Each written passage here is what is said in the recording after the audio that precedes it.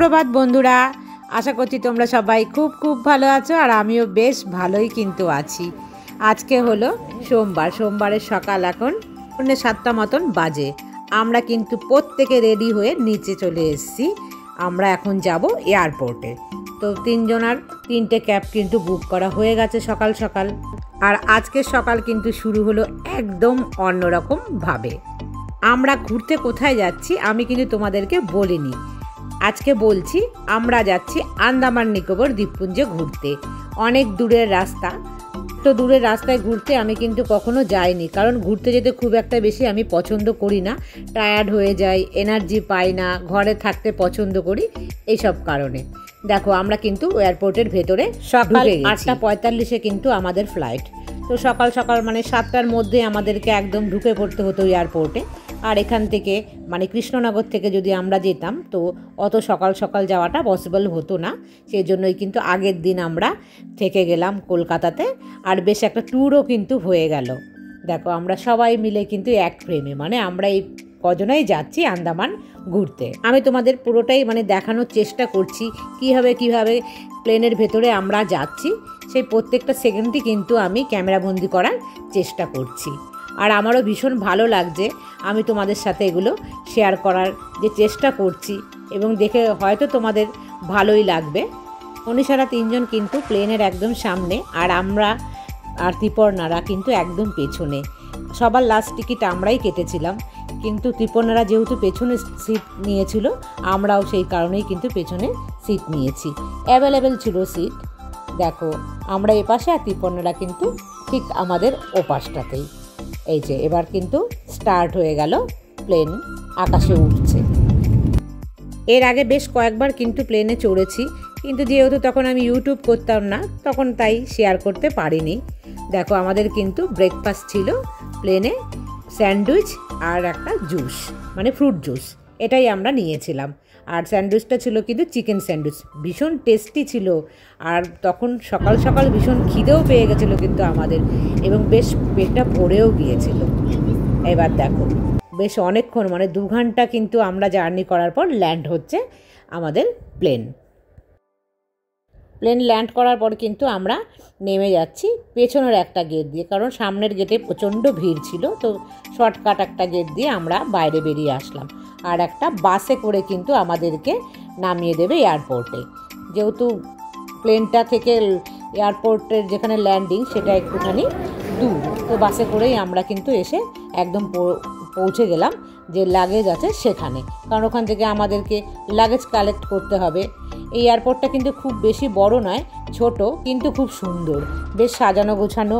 দেখো ঝকঝক টকটকি করছে। কিন্তু আমরা প্রত্যেকেই কিন্তু লাগেজের কাছে চলে আসলাম এবং যে যার লাগেজ কিন্তু কালেক্ট করে নিয়ে নিলাম।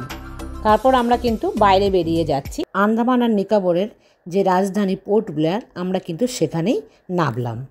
আর এখানে কিন্তু আমাদের জন্য অপেক্ষা করছিল অনেক আগে থেকেই গাড়ি। আর আমি তোমাদেরকে একটু বাইরে থেকে দেখাচ্ছি এয়ারপোর্টটাকে দেখতে কেমন লাগে। বেশ সুন্দরই কিন্তু দেখতে এয়ারপোর্টটা, খুবই ছোট কিন্তু খুবই সুন্দর, আমার ভীষণই পছন্দ হয়েছে। দেখো সামনের পোর্শনটা কত সুন্দর। আমাদের গাড়ি কিন্তু আগে থেকেই অপেক্ষা করছিল আমাদের জন্য। আমরা কিন্তু গাড়ি করে এখন রওনা দিয়েছি হোটেলে, যে হোটেল আগে থেকেই আমাদের বুক করা আছে। এই হোটেলটা কিন্তু আমরা বুক করেছি আমাদের 3টে ফ্যামিলি। আমরা ঠিক পৌঁছে গেলাম এই হোটেলের ভেতরে, এবং রিসেপশনে আমরা বসে আছি প্রত্যেকে। কিছু ফর্মালিটি থাকে, সেই ডকুমেন্টস দিয়ে সেগুলোকে আমরা কমপ্লিট করে কিন্তু যে যার রুমে চলে যাব।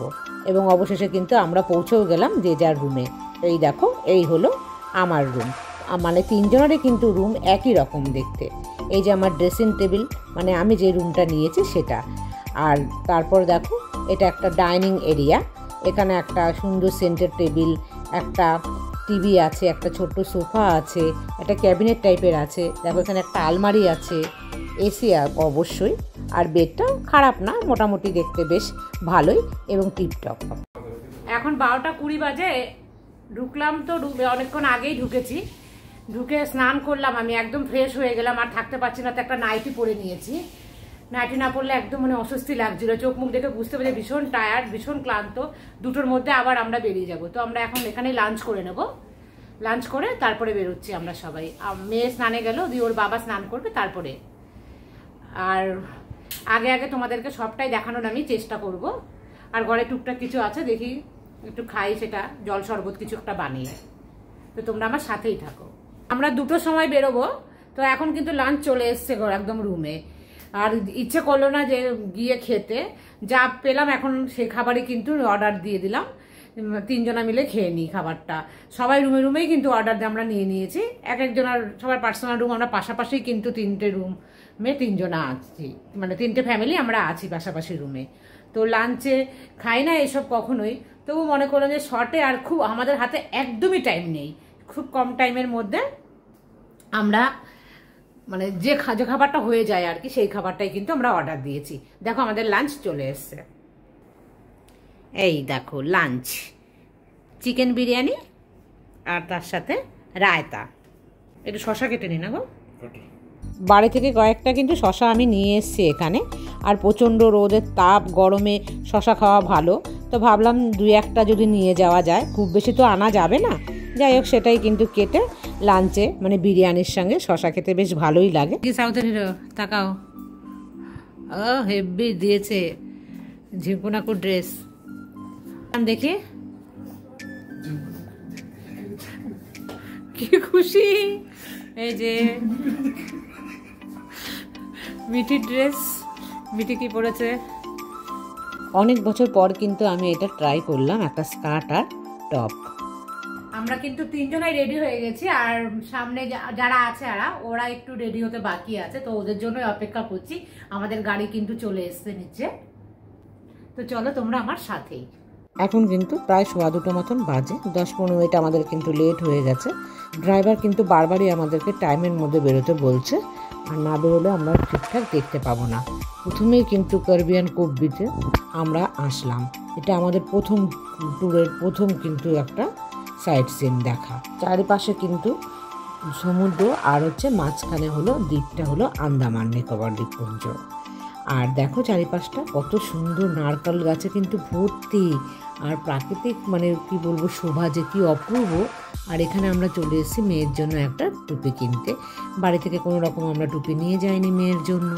তারপর দেখো সেই বিখ্যাত সেলার জেল, ইতিহাসে যা মানে এক ভয়াবহ জেল যাকে বলে, সেই জেল এটি। এখানে ঢুকলে না তোমার চোখের জল বেরিয়ে যাবে। আমাদের ভারতীয় স্বাধীনতার সংগ্রামীদের যে কিভাবে এখানে অত্যাচার করা হতো তারই কিন্তু নিদর্শন। মানে প্রতিটা জায়গাতে মনে হয় যেন আমাদের ভারতীয় স্বাধীনতা সংগ্রামীদের রক্ত লেগে আছে, প্রতিটা কোনায় কোনায়।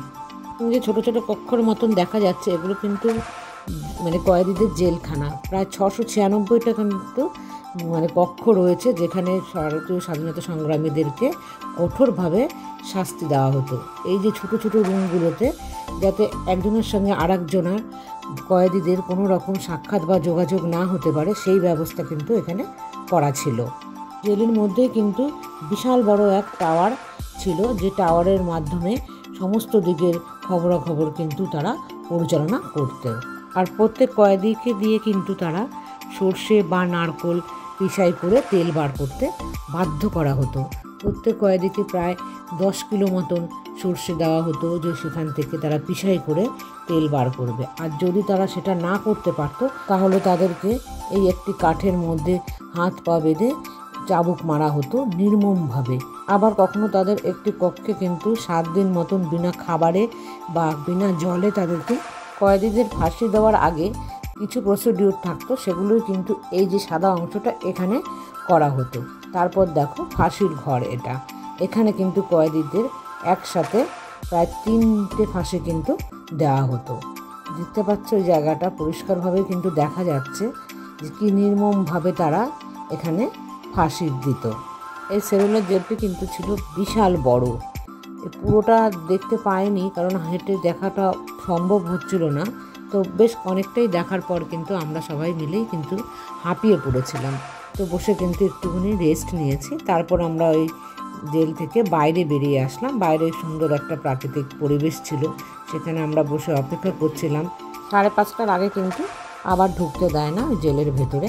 ওই জেলের ভেতরে কিন্তু প্রায় 6টার কাছাকাছি টাইমে একটা প্রোগ্রাম হয় লাইট অ্যান্ড সাউন্ড বলে।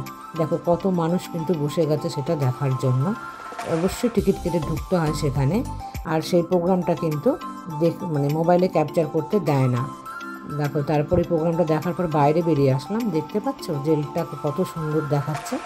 চলে আসলাম একদম বাড়িতে রাতের খাবার নিয়ে। এখানে ভাত আছে, আর ভাতের সঙ্গে কিন্তু বেশ কয়েক রকম সবজি আছে। ওরা বাবা মেয়ে কিন্তু কেউ ঘুমোয়নি, আর আমার প্রচণ্ড চোখে ঘুম চলে এসছে। খাওয়া দাওয়া করে নিয়েছি, ওই যে খাবারগুলো এনেছে, মাছ ছিল, তার মধ্যে 3-4 রকম সবজি ছিল, বেশ অনেকটাই। অত পরিমাণে ভাত খেতে পারিনি, ফেলা গেছে। ওর বাবা খায়নি, আমরা মা মেয়ে দুজনে কিন্তু খেয়ে নিয়েছি। আর আমার চোখে বেশ ঘুম এসছে, সারাদিনের ভীষণ ক্লান্তি চোখে, তো আর পারছি না এখানে এখন না শুলে পরে। আর কালকে আবার সকালেই কিন্তু আমাদের বেরোতে হবে। তো বন্ধুরা, তোমাদের কেমন লাগলো? আমি চেষ্টা করছি তোমাদেরকে এই আন্দামানটা মোটামুটি ভালোভাবে তোমাদের দেখানোর জন্য, কারণ অনেক দূর আমাদের ওখান থেকে এখানে আসাটা, আর ভীষণ এক্সপেন্সিভ একটা জায়গা। যেখানে যেখানে যাব প্রত্যেকটাই কিন্তু তোমাদের আমি দেখানোর চেষ্টা করব। আর তোমরা আমার ব্লগটা দেখো, আশা করি তোমাদের ভালো লাগবে দেখতে। যারা যারা এসছো তারা তো জানোই জায়গাটা কত কত সুন্দর, আর যারা আসোনি তারা পরে এসো, আমি তোমাদের সেই সুন্দর জায়গাগুলো কিছুটা দেখানোর চেষ্টা করছি।